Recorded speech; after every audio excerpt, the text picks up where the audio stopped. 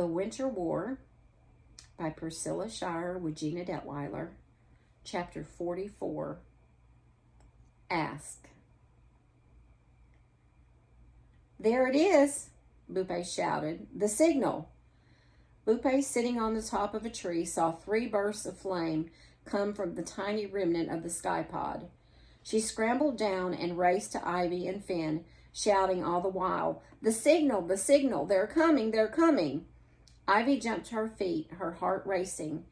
Finn looked at her. She gave him a shaky smile. It's time, Finn nodded. Prince Warriors, Ivy shouted, pulling her seed shield from her pocket. Assemble! What's going on? Mary Stanton, the only one who had actually fallen asleep, sat up and looked around blearily. Come on, Miss Stanton, Ivy said. Get up, it's time. Time for what?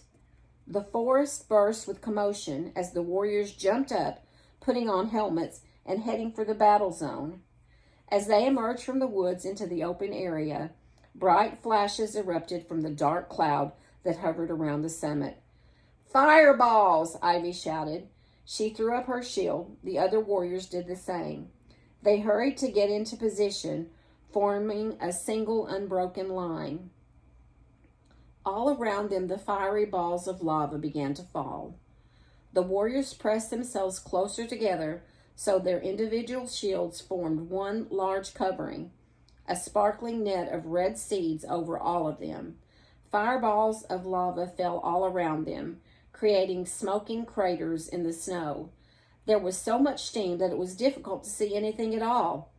Stand! Ivy shouted. The command carried down the line by others. It was all they could do. Finally, after what seemed like an eternity, the attack from above stopped.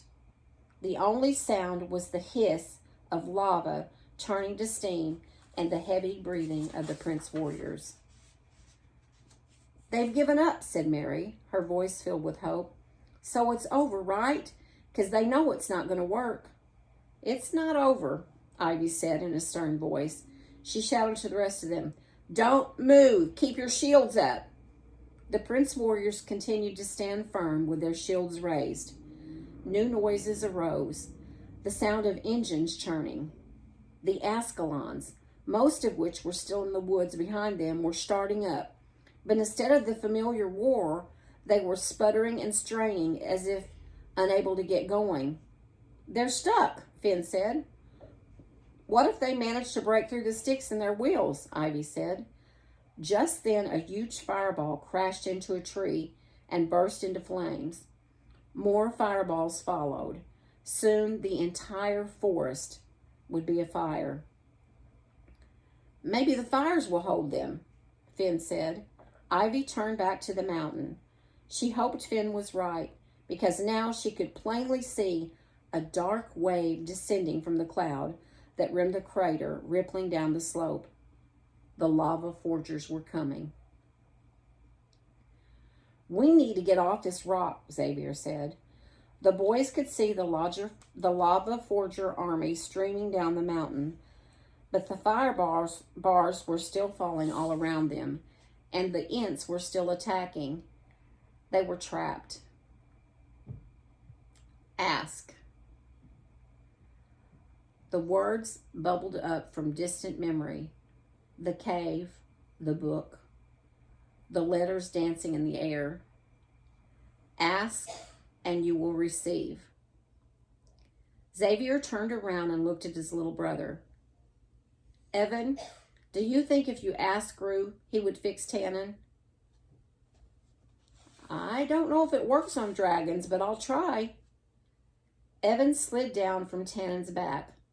There was barely any room to stand. He inched his way over to Tannen's head and put one hand on his nose. The dragon moaned out soft gorps. His eyes were closed. His broken wing was outstretched, for he couldn't even fold it properly. Hey, big guy, Evan said softly. It's okay. Evan placed his hand over one of Tannen's eyes. Tannen yelped a little, smoke steaming from his nostrils. Just relax. He reached into his pocket with the other hand and gripped the rock tightly, remembering Ruach's words to him. He spoke aloud. Ruach, I know you're here. I know you can hear me. Please make Tannen's eyes better. Evan waited, but he didn't feel the familiar heat from the rock. He heard the answer clearly, as if Ruach had spoken aloud. No. No? Evan's heart sank.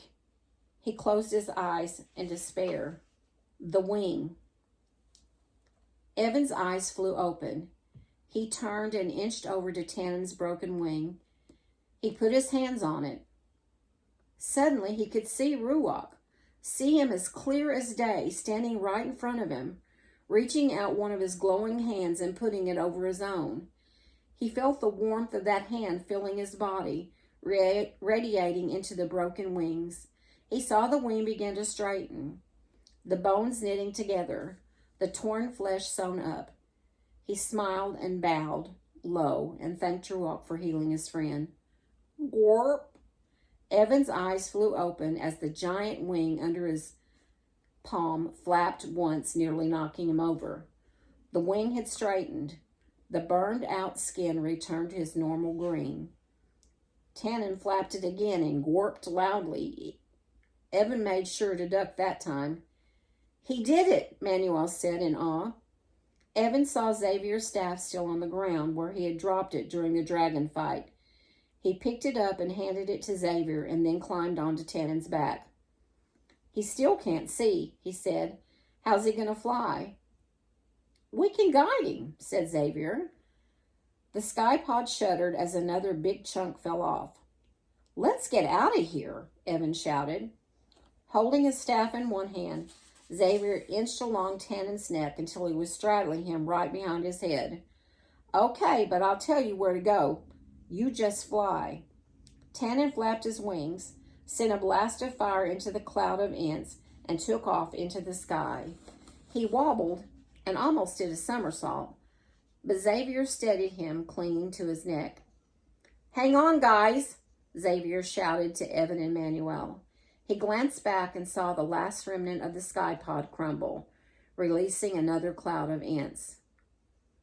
473, 474, Manuel whispered. Let's get down to the battle, Evan cried. Xavier looked at the battle below, where the lava forgers were barreling down the mountain, headed straight for the Prince warriors. He was about to guide Tannen that way when he saw something the warriors on the ground couldn't see. Hang on, guys, Xavier said. There's something we need to do first.